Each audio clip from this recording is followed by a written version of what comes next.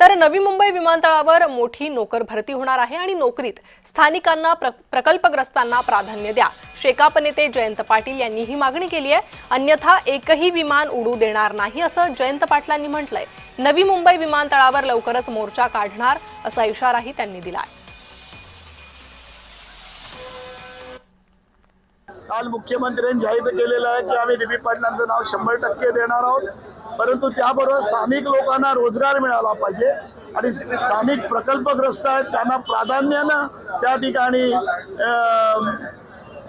नोकऱ्यांसाठी प्राधान्यक्रम राहिला पाहिजे ही भूमिका आमची आहे आणि त्या दृष्टिकोनातून त्याला तीव्र असं आंदोलन आम्ही आजपासून आम्ही बैठका सुरू केल्यात। उद्या आणि परवा या 2 दिवसामध्ये या बैठका सुरू होतील आणि त्याच्यामध्ये वेगवेगळं असं येईल की आम्ही धावपट्टीवर सुद्धा बसून उड्डाण होऊन देणार नाही ही भूमिका आम्हाला शेवटी घ्यावी लागेल।